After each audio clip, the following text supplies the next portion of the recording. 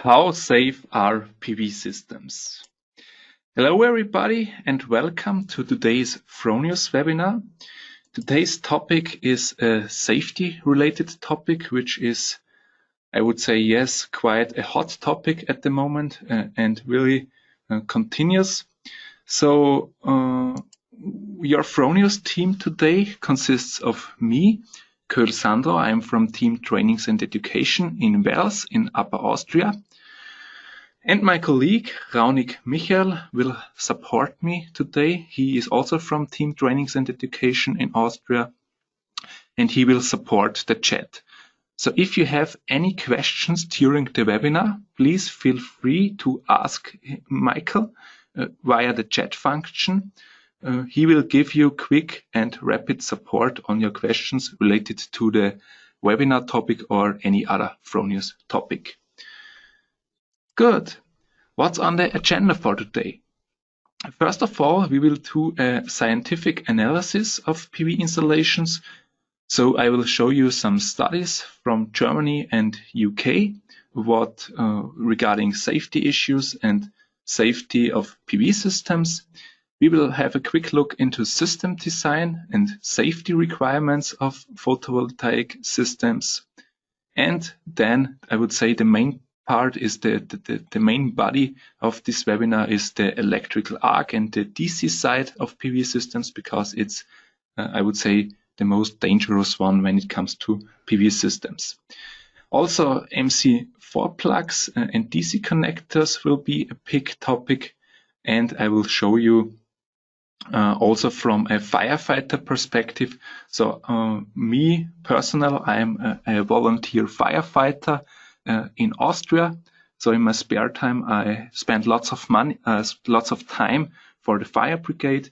So this topic, the recommendations for emergency personnel, is also very important for me. And I will also show you some examples how fire brigades react in case of emergency. And the last two topics will state or will prove that Fronius is very, very safe, above the norm and above normative requirements. Good. That was basically the agenda. But before I directly jump into the first topic, I have a quick poll for you, which I will start now. So the poll asks, I want to ask you, so what do you think about PV and fire safety yourself? So answer possibly 1, no, I have got no safety concerns regarding PV installations. Answer possibly 2, PV systems are 100% safe, but installation is a topic. Third possibility, definitely more strict safety regulations would be beneficial. And possibility 4, I have got no opinions so far. I just want to inform with the webinar. So please vote. I see lots of you are already voting. I keep it open for a few seconds now, and then I will close the poll and show you the results, what you have voted.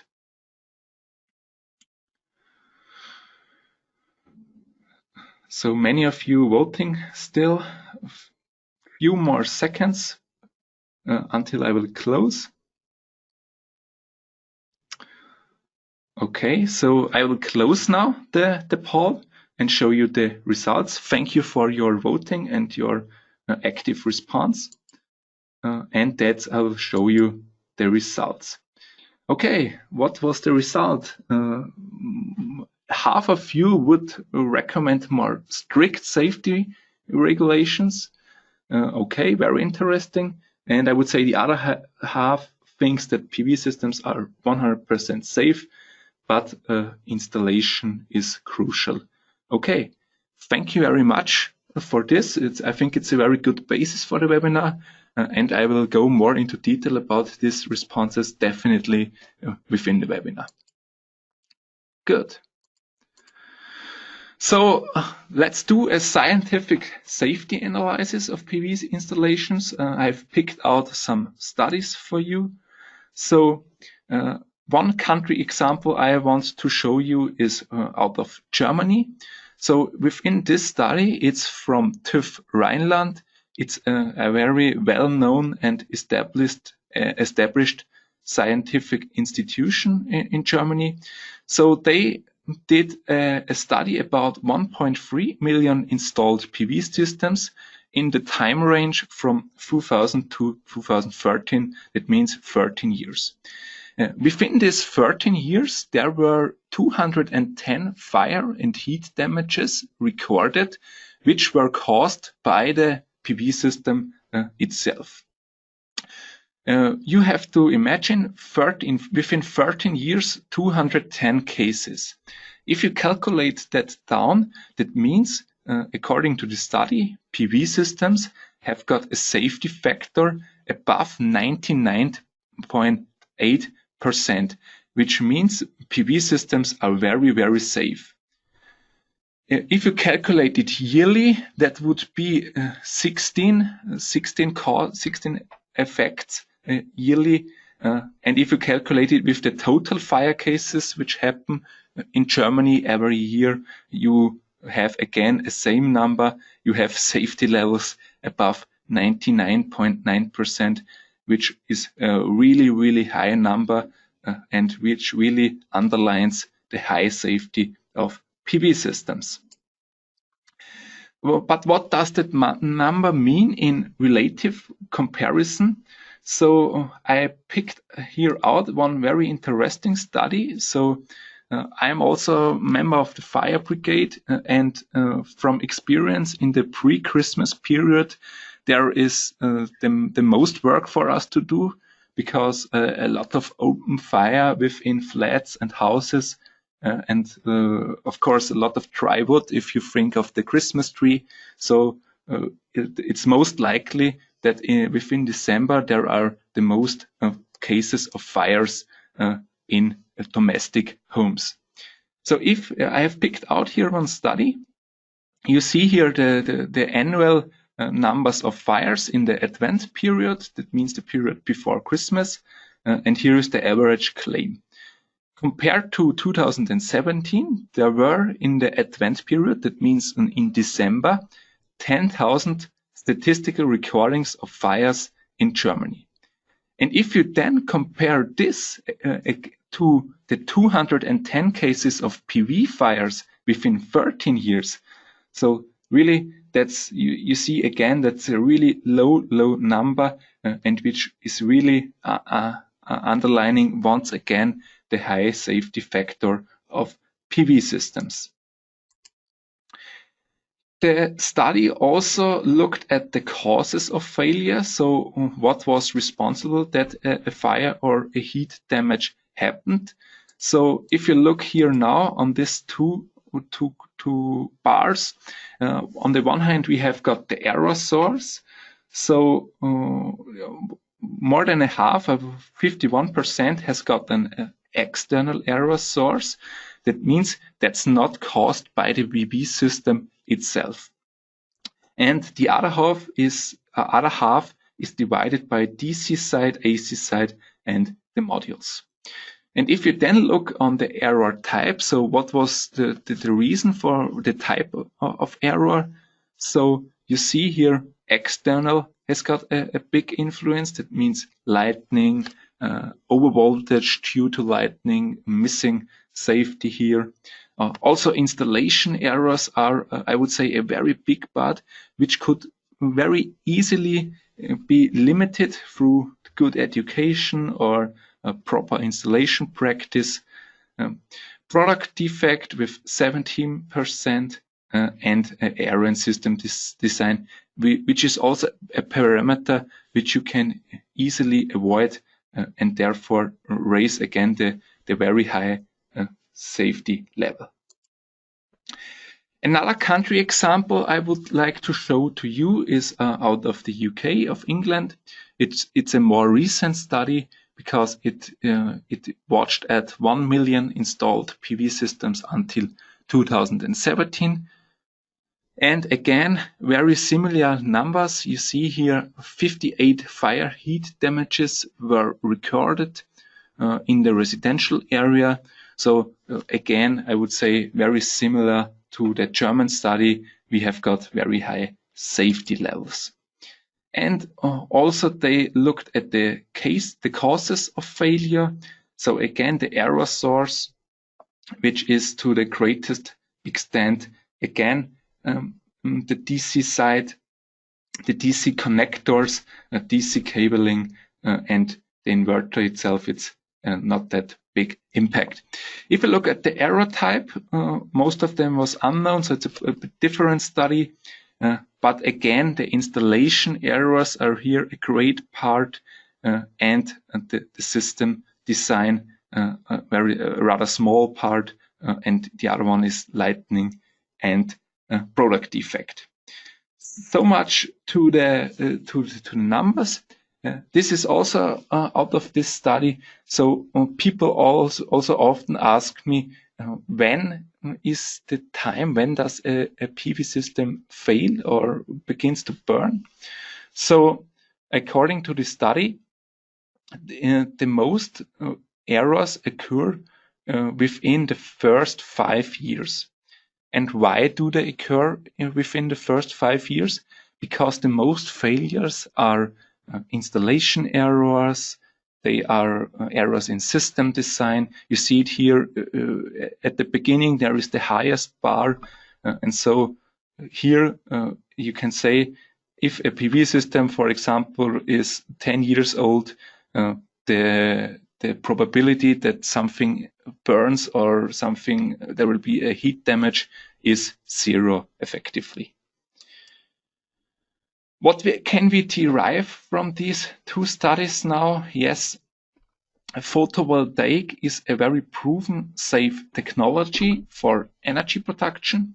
So actually they do not pose any risk for your environment, for your health, and for safety. I can also say you from experience, I'm a firefighter in a middle-sized town in Austria for more than 15 years now.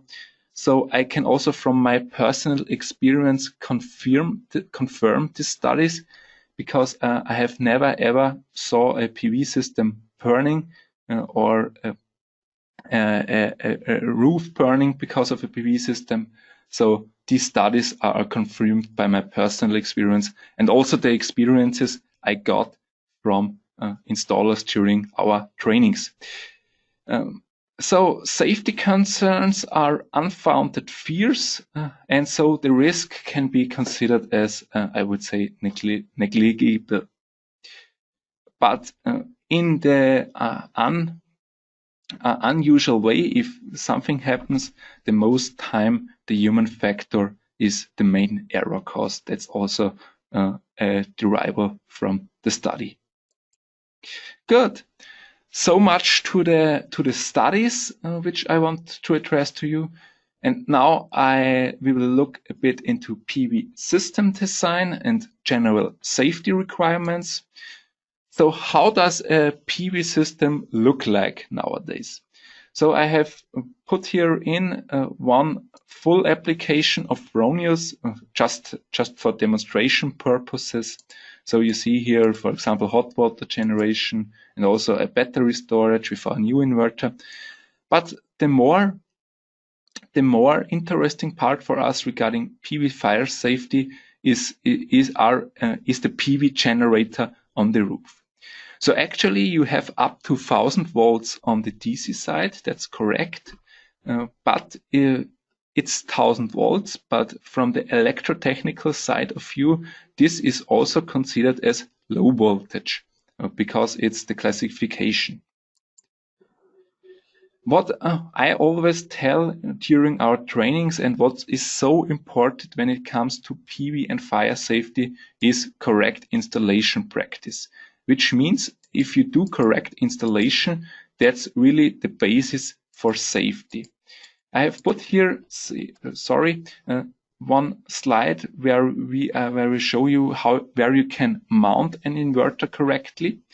So please keep that in mind, which is also very important for fire safety, especially this topic, do not expose our snap inverter series, our current products, to direct sunlight, because if it's getting too hot, and maybe in combination with other parameters, with high dust accumulation, somehow the cooling principle can be blocked, and it can, even if there are several mechanisms, safety mechanisms, that's really the basis, and to provide or to prevent any fire or any dangerous situation where a fire can occur. Also, as a basis for safety is where you mount the inverter orientation. So principally, please keep that in mind. Horizontal or vertical is possible. Slightly inclined is also possible. That's are kind of a basis which you always should consider also regarding PV fire safety, which is very, very important. Also keep in mind the distances. Here we have got the active cooling principle. That means you suck in the cold air here from the side of the inverter, and the hot air is blown out at the top. Therefore, it is necessary to keep the distances to prevent any hot spots or any status of the inverter where it works not properly. Another point which is very important, but is the cabling. So we have got a lot of safety elements on the DC side. So this is a picture of a connection unit of a Fronius Symo inverter. You see here one of the safety elements is this DC disconnector. So this is a mechanical switch where you actually can switch off the DC side. That means this is also necessary in case you want to remove the inverter from the connection unit, because it's a mechanical mechanism, and if it's not turned off, you cannot remove the inverter, and therefore that's also increasing the safety, of course. The plus on MPP tracker 1, for example, here, and MPP tracker 2, as well as the minus poles, please keep there in mind to always put in the right cable cross section, and also do a correct screwing with torque in order to prevent any loose connection where it can happen on the DC side that it's slightly arcing, and therefore, for example, a heat damage, or in worst case, a fire can occur. Also here you see the strain relief. It's also a safety element on the DC side, which prevents that under tension a cable can get out of the inverter. And here the AC clamp as well, but especially on the DC side, it's more dangerous because up to 1000 volts, and therefore please consider these safety elements which are all integrated in our inverters. Good. And again, because system design is always maybe also a error cause, I want to show you our tool. It's the Fronius Solar Configurator. So in case you are not 100% sure, or you want to plan your photovoltaic system and do the correct dimensioning, just use the Fronius Solar Configurator. It's totally free. And it's a very quick tool, and I would say I also use it. For me, it's very easy and understandable, and a lot of modules are behind it.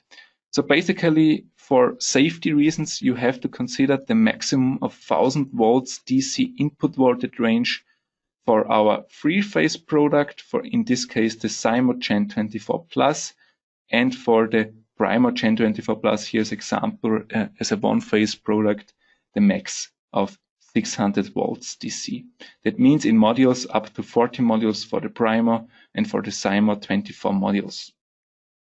Generally, we can say we can do over-dimensioning of our inverter up to 150% on the DC side, but please consider these amps on the MPP trackers, which is also considered in the Fronius Solar Configurator, in order to prevent any too long strings, too much amps on one MPP tracker, which could also lead to heat or, in worst case, a fire damage, which nobody of us wants to have.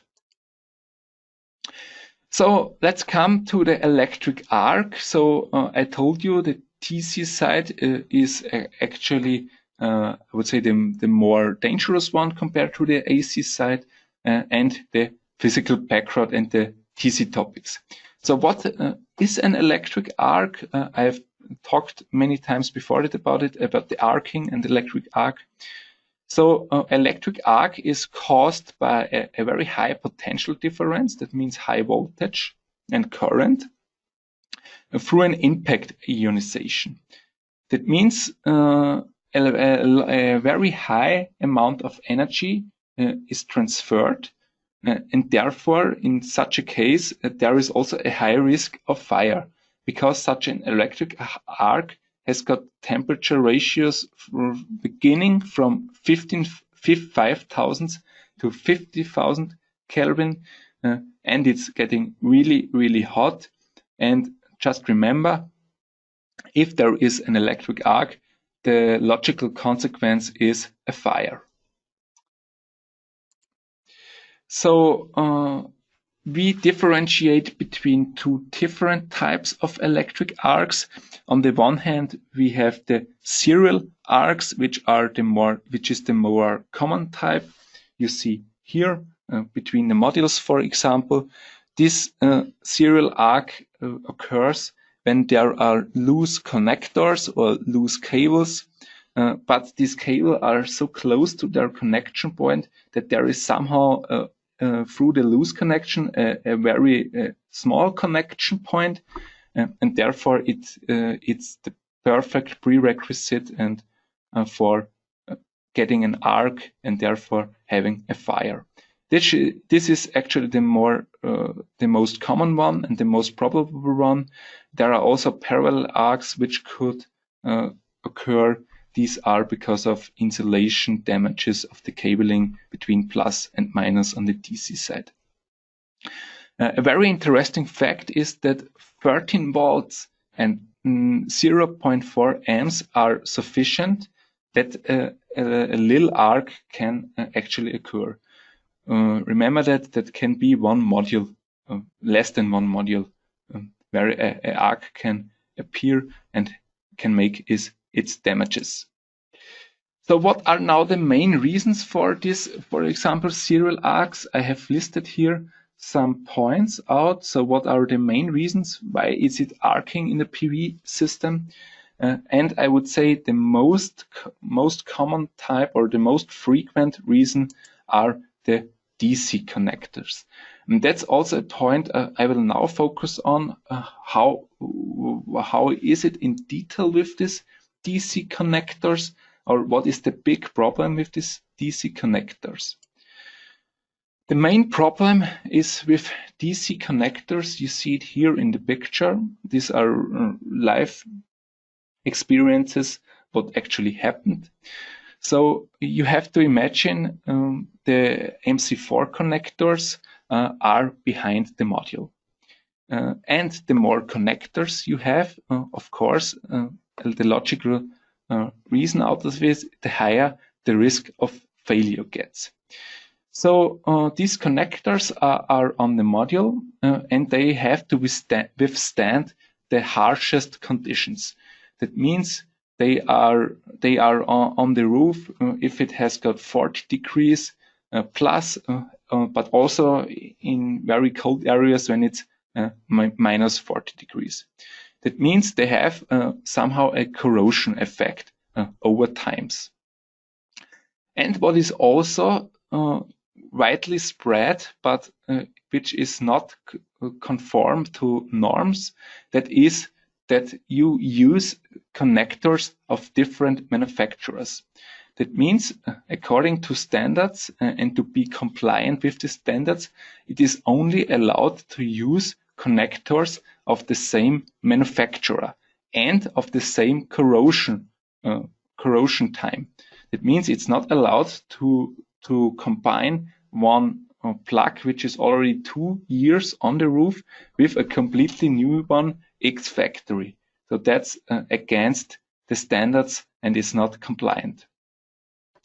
Also, a loose plugging of connectors is often very, very dangerous, again with this loose connection for a serial arc and poorly processing maybe of cheap products, and the danger is if it's somehow mixed up and combined.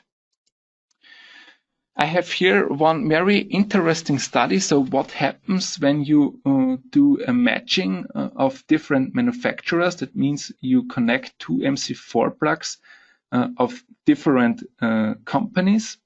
This is a study of Stäubli MC4 plugs, I guess a very well-known plug manufacturer in the industry. So they did some studies and also did the watching of the heat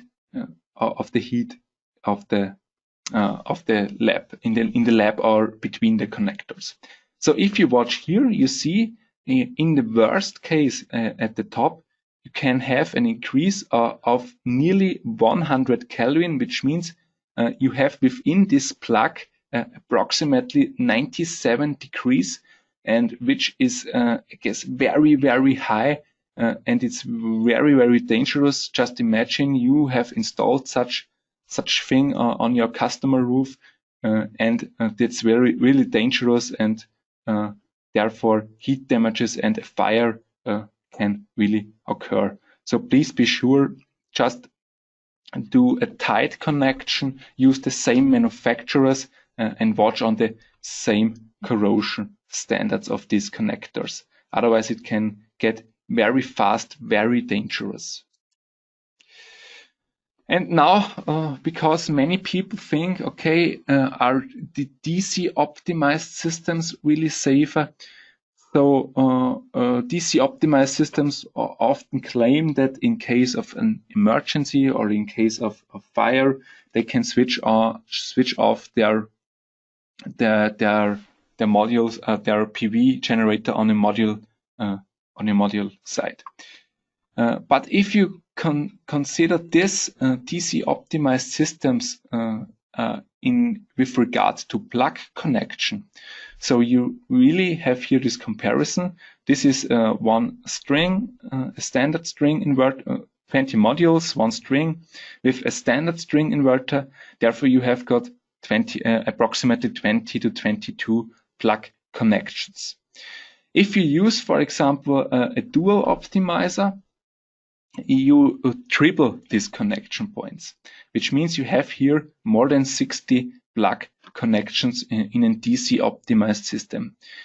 What does that mean with regard to the connector problem? You triple the probability that somehow there is a mismatching, there is untied connection, there's loose connection. So you triple the probability that maybe there is a failure, an installation failure, and therefore a dangerous situation for you and your customers. Again, here, what are common DC optimized systems? Yes, on the one hand here, the optimizer, which is behind every PV module. That means you have much more components, much more power, sensitive power electronics on the roof. It's the same with the microinverter, but also string inverters in some regions or in some countries. String inverters it's a normative requirement to have this modular level shutdown. There is also a retrofit solution with string inverters, which is also not optimal, to be honest, and not regarding PV fire safety and PV fire prevention, definitely not the best solution. Because you have this high number of additional components on the roof, you have this many plugs. You see nearly you triple the plugs with an DC optimized system in comparison to a string inverter system. Also higher upfront costs because just imagine behind every module again one optimizer, which means much more costs because this is power electronics, sensitive power electronic. So and what comes in addition to it, the lower system reliability. You think, just remember, one optimizer behind one module fails, you have to go to the site. That means somewhere climbing up the roof, coming exactly to this module, and maybe you have to demount before some working modules in order to get to the failed one, and then of course you also increase your operational expenses because maintenance cost raise and service cost raise, and always there's a danger of malfunction because within one string we have seen it, so much power electronics and connection points. Good. The next topic is measures and recommendations for emergency personnel in the very improbable case of fire. So me personally, I told you I'm a firefighter in my spare time. I also do a lot of education for firefighters. So regarding also electrical vehicles, also photovoltaic system. So actually that's a very important topic for me personally, which I always tell the firefighters this way. Generally, we have two different kinds of risk. So there is on the one hand the risk of fire. That means that describes the probability that actually a fire occurs, and the risk for first responders. That means this is the risk when actually there is an emergency case, and describes the probability that somebody gets injured during an emergency. What is the way we focus on, or generally string inverters or Fronius focus on?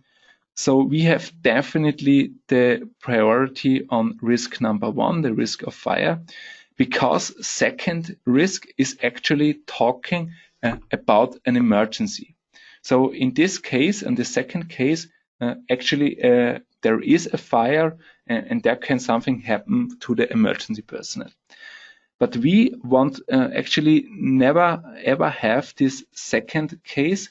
We want to reduce the risk of fire. That means we want to make a prevention. We want to have a safe mechanism which works actually and which do not lead us in such second state.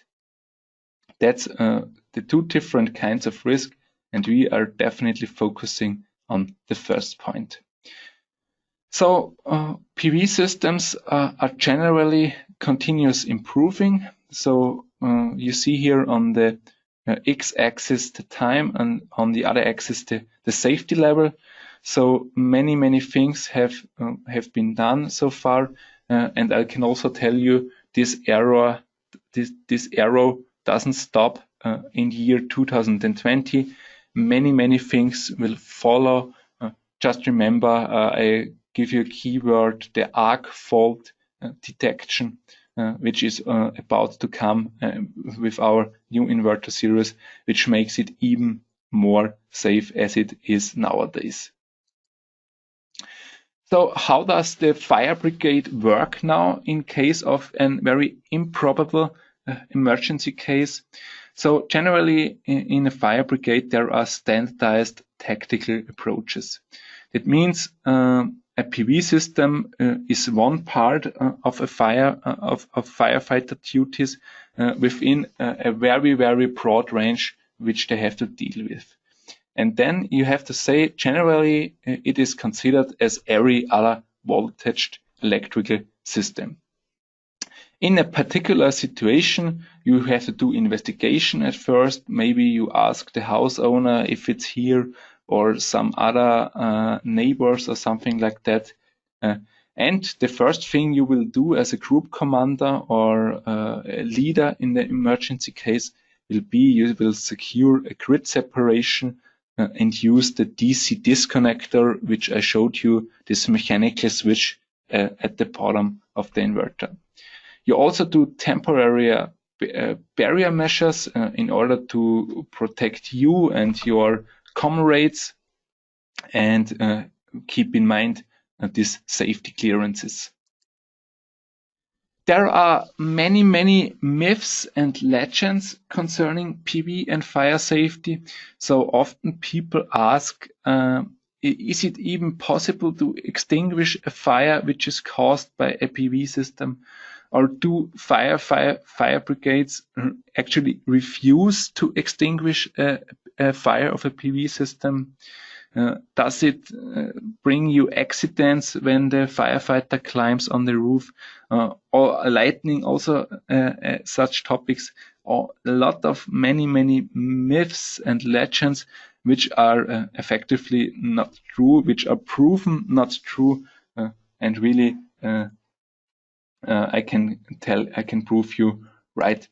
You see here one myth: do fire brigades extinguish fires with PV installation involved? First of all, it's very improbable that a PV system burns, but in case, of course, they extinguish a PV fire. A fire brigade is a cooperation under public view. That means if there is emergency, that's a kind of order. And it's a duty for a fire brigade actually to help, because they are financed by the government and so on, by public money. So they do not refuse extinguish any fire, even it's a PV fire or any other fire. They just keep in mind, so it's taught in Austria and in Germany, to keep distances for every voltage system. So you see here the full jet at the bottom. Therefore, it is 5 meter distance when you're firefighting a voltage system, and the 1 meter distance when extinguishing it with the spray jet here at the top. Another point often asked is, do PV systems attract lightning? No, PV system also do not attract any lightning, because according to scientific proofs and levies of insurance companies, the lightning strike is always hitting the highest point of the building, and therefore a PV system is generally not increasing the height of a building.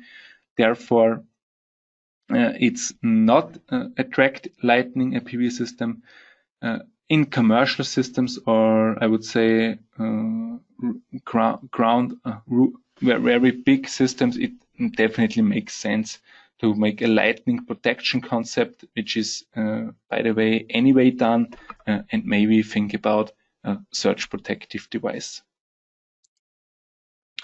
Good, and now coming to the last few slides, what is currently done at Fronius. So what are the guaranteed safety standards we have in all of our inverters?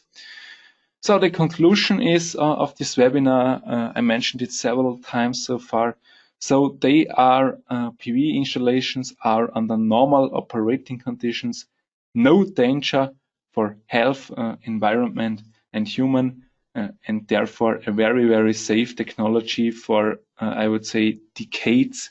And please do not let yourself somehow from different competitors or from different companies let you tell that that's not that way, because it's scientifically proven and therefore a really good, well-established technology for decades. What we have got in all our devices of Fronius are several safety mechanisms. We have this insulation measurement. This is actually doing an insulation measurement every day before switching on the DC side in order to have a safe insulation. The RCMU is kind of an integrated RCD, and it monitors the feed-in process for differential currents. Also the anti-islanding, that means if there is a grid outage, the inverter also shuts down and instantly. And yes, that's also a safety mechanism. Reverse voltage protection, it's done via diode to prevent a short circuit. And also SPD is optional. Surge protective device here, a small picture of one cycle surge protector. And also output power reduction. It means if the inverter gets too hot, it does temperature derating. And in case it then goes, the temperature goes also because of the derating higher, it also shuts down the inverter if it's getting way too hot. A big, I would say, big impact also have trainings and education. So we really want to have our installers a good knowledge about our products. We give them professional education here in Wels. So you see here a picture of our new academy in the background and the trainings team. Me and Michael, we are also here. So a proper installation and commissioning, there is one specific day where we go to specifically on the installation process and how to do all the commissioning to correct the cabling and also other things. Storage, there's a storage day and so on. You get really high quality education and high quality hands-on training courses here in Wels, and it's really practical and solution orientated. Because also education, that means if you are a trained personnel, a trained installer, you are aware of our products and you prevent any wrong installation which could possibly lead to any failure or any fire at customer side. So that was it generally. So thank you very much for your attendance. If you have any questions, so you can write it now into our chat function. Michael is also coming to me now. So Michael, do you have any questions so far which we should answer live here? Yeah, thank you, Sandro, and good evening from my side. First of all, we gained some questions from you, and the first questions that we gained is, for example, what we think about PV plant designed with microinverters. So is also possible to do a PV plant designed with microinverters? Yes, regarding PV fire safety, the difference between microinverter and DC optimized system is a microinverter directly converts DC to AC. That's right, you maximum have 40 volts DC on the roof because it's directly converted and no DC-DC converter. Yes, what is here the different to a string inverter? Of course, again, you have the maintenance. Regarding fire safety, I can say, yeah, that's not that big topic, but regarding maintenance, you have a lot of power electronics because behind every module you have this microinverter sitting here. Increased upfront costs, microinverters are much more expensive than a common solution with a string inverter. So it also has got many disadvantages, which is not that the best solution for your PV system, I guess. Yes. Very good. And second question is then, what do you think about module level power electronics? So to say, regarding fire safety, what do you think can module level power electronics do regarding the safety of the system? Yes, like I told you in the webinar, modular power electronics focuses on really modular level. That means in case a lot of competitors promise you that in case of an emergency, you can really switch off on a module level and really have here a voltage, a touch voltage below 1 volts. But also from my point of view as a firefighter, in case of an emergency, I do not differentiate between if it's there a system from Fronius or from any other brand or competitor. For me and for my comrades, if we are in an emergency, a PV system is a PV system, and I treat it like every PV system. Nevertheless, if it's a MLPE device or a string inverter, so I will never rely on such a system in case of emergency, because just think of a PV fire where you have temperatures in worst case above several hundred to 1,000 degrees, where it's getting really, really hot, and I would not trust here any electronic device, and therefore I would always keep in mind that you cannot rely on such technology in extreme circumstances, that means in emergency.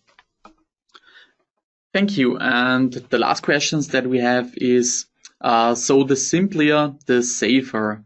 This is, I think, a very good statement, so that there is no need for roof disconnection and anything like that. Yes, that's exactly also I would say, the idea we follow. We say, okay, keep it simple.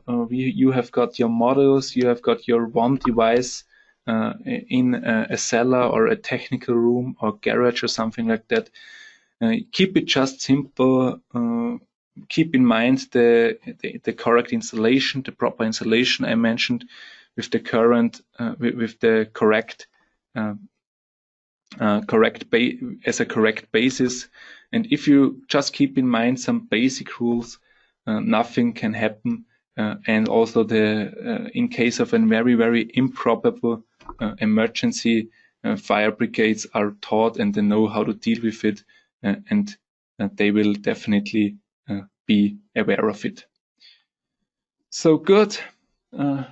Thank you very much then again for your attendance.